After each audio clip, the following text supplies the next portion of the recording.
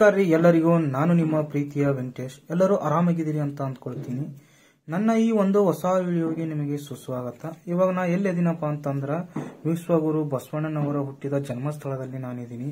ನೋಡಬಹುದು ನೀವು, ಇದ ಬಸವಣ್ಣನವರ ಹುಟ್ಟಿ ಆಡಿ ಬೆಳೆದಿರುವಂತ ಮನೆ. ಇದು 800 ವರ್ಷಗಳ ಹಿಂದೆ ಇಲ್ಲಿ ಹಳೆ ಮನೆ ಇತ್ತಂತ. ಕೂಡಲ ಸಂಗಮ ಅಭಿವೃದ್ಧಿ ಮಂಡಳಿ ಅಧಿಕಾರ ತಗೊಂಡಾಗ ಇಲ್ಲಿ ಹಳೆ ಮನೆಯನ್ನು ಕೆಡವಿ ಡೆಮೊಲೇಷನ್ ಮಾಡಿ ಈ ತರವಾದ ಸುಂದರವಾದ ಭವನವನ್ನು ಬಸವಣ್ಣನವರ ಜನ್ಮಸ್ಥಳವನ್ನಾಗಿ ಮಾಡಿದ್ದಾರೆ. ಬನ್ನಿ ನೋಡೋಣ ಒಳಗಡೆ ಯಾವ ತರ ಇದೆ ಬಸವಣ್ಣನವರ ಮನೆ ಅಂತೇಳಿ ನೋಡೋಣ.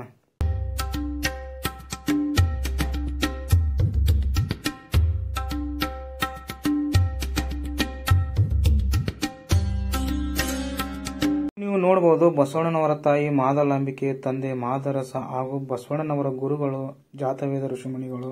ತಂದೆ ಮಾದರಸ, ತಾಯಿ ಮಾದಲಾಂಬಿಕೆ ಜ್ಯೇಷ್ಠ ಪುತ್ರನಾಗಿ ಬಸವಣ್ಣನವರು ಇಲ್ಲಿ ಜನ್ಮ ತಾಳ್ತಾರೆ. ಬಸವಣ್ಣನವರು ಹುಟ್ಟಿದ 9 ದಿನಗಳಾದರೂ ಸ್ಪರ್ಶ ಜ್ಞಾನ, ಕಣ್ಣು ಬಿಟ್ಟಿರುವುದಿಲ್ಲ, ಅಳುತ್ತಿರುವುದಿಲ್ಲ ಅಂತ, ಮತ್ತೆ ಹಾಲು ಸತೆ ಕುಡಿತಿರೋದಂತ. ಮತ್ತೆ ಬಸವಣ್ಣನವರ ತಾಯಿ ಅಂದಿನ ಕಾಲದಾಗ ಪಂಡಿತರನ್ನು ಕರೆದು ಮಗುವನ್ನು ತೋರಿಸ್ತಾರಂತ. ನನ್ನ ಮಗ ಹುಟ್ಟಿದ 9 ದಿನ ಆತು, ಕಣ್ಣು ಬಿಡೋವಲ್ಲ, ಹೆಂಗ್ ಮಾಡೋದಂತ ಕೇಳ್ತಾರ ತಾಯಿ ಅವರು.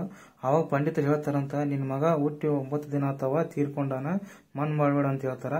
ಅವಾಗ ತಾಯಿ ಹೇಳ್ತಾಳ, ನನ್ನ ಮಗ ದಯವಿಟ್ಟು ಸತ್ತಾನ ಅಂತ ಹೇಳಕ್ ಹೋಗ್ಬೇಡ್ರಿ. ನನ್ನ ಈ ಮಗನು ಪಡಿಬೇಕಾದ್ರ ಗ್ರಾಮದ ದೇವರಾದ ನಂದೀಶ್ವರನ ವ್ರತ ಮಾಡಿ ಅವರ ಅನುಗ್ರಹದಿಂದ ಈ ಮಗುವನ್ನು ನಾ ಪಡೆದೇನಿ. ಅವಾಗ ಬಸವಣ್ಣನವರ ತಂದೆ ತಾಯಿ ಜಾತವೇದ ಮುನಿಗಳ ಹತ್ತಿರ ತೋರಿಸಿದಾಗ ಮಗುವನ್ನು ನೋಡಿದ ಜಾತವೇದ ಮುನಿಗಳು ಬಸವಣ್ಣನವರ ಹಣೆಗೆ ಭಸ್ಮವನ್ನು ಹಚ್ಚಿ ಕಿವಿಯಲ್ಲಿ ಓಂ ನಮಃ ಶಿವಾಯ ಅಂತ ಹೇಳ್ತಾರ. ಜಾತವೇದ ಋಷಿಮುನಿಗಳ ಆಶೀರ್ವಾದದಿಂದ ಬಸವಣ್ಣನವರ ಹೆಸರಾಗ್ತಾರ. ಆವಾಗ ಈ ಮಗುವಿಗೆ ಬಸವಣ್ಣ ಅಂತ ಹೆಸರು ಇಡ್ತಾರ. ಬಸವಣ್ಣನವರ ಅಕ್ಷಯ ತೃತೀಯ ದಿನದಂದು ಜನ್ಮ ತಾಳಿರ್ತಾರಂತ.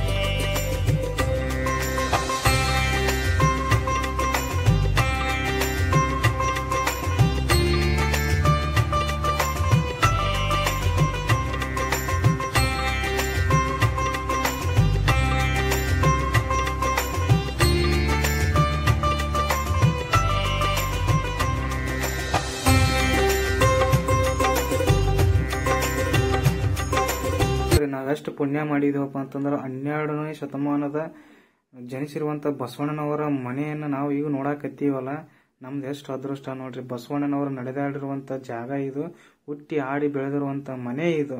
ಆ ಜಾಗದಾಗ ನಾವು ಇವತ್ತು ಅಡ್ಡಾಡ್ತೀವಿ ಅಂತಂದ್ರೆ ನಾವೆಷ್ಟು ಪುಣ್ಯ ಮಾಡಿವಲ್ಲ.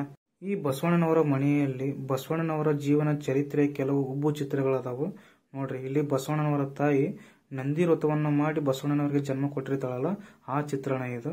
ಮತ್ತೆ ಇಲ್ಲಿ ನೀವು ಏನ್ ನೋಡಕತ್ತೀರಲ್ಲ, ಬಸವಣ್ಣನವರು ಯಜ್ಞ ಯಾಗಾದಿ ಮೂಢನಂಬಿಕೆಗಳ ಬಗ್ಗೆ ಅರಿವನ್ನು ಮೂಡಿಸುವಾಗಿ ಯಜ್ಞ ಯಾಗಾದಿಗಳನ್ನು ತಿರಸ್ಕಾರ ಮಾಡ್ತಾರ, ಆ ಚಿತ್ರಣ ಇದು.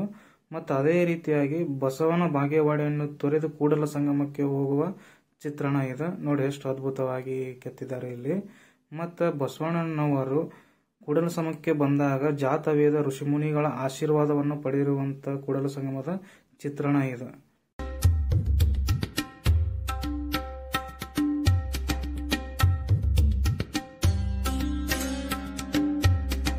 ನೋಡಿದ್ರಲ್ಲ ಸ್ನೇಹಿತರೆ, ಎಷ್ಟು ಅದ್ಭುತವಾಗಿ ಐತಿ ಬಸವಣ್ಣನವರ ಜೀವನ ಚರಿತ್ರೆಯನ್ನು ಸಾರುವಂತ ಈ ಮನೆ.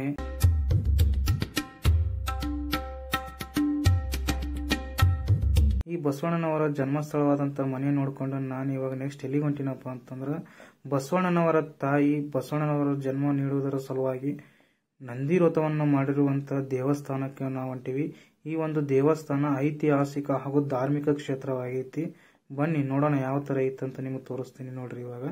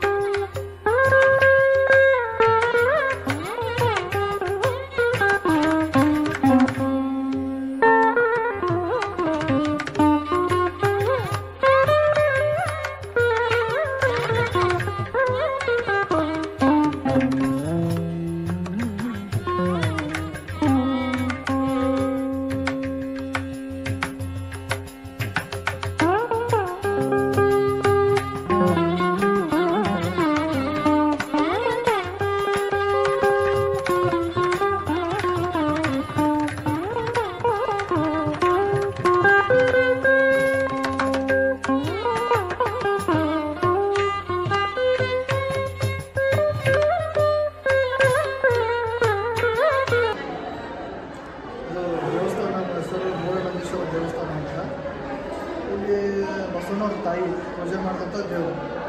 ಅವರಿಗೆ ಮಕ್ಕಳು ಇರಲಿಲ್ಲ. ಅವಾಗ ಇಲ್ಲಿ ಅಕ್ಕಿ ಹೊತ್ಕೊಂಡು ನಂದೀಶ್ವರ, ಅವಾಗ ಬಸವಣ್ಣ ಹುಟ್ಟಿಲ್ಲ. ಅದಕ್ಕೆ ಈ ದೇವರ ಹೆಸರನ್ನೇ ಬಸವಣ್ಣ ಅಂತ ಇಟ್ಟರು ಅವ್ರ ತಾಯಿಯವರು. ಮತ್ತು ಇದು ಸುಮಾರು 7ನೇ ಶತಮಾನದಾಗ ಸ್ಥಾಪನೆ ಆದಂಥ ದೇವಸ್ಥಾನ ಇದು. 7ನೇ ಶತಮಾನದಾಗ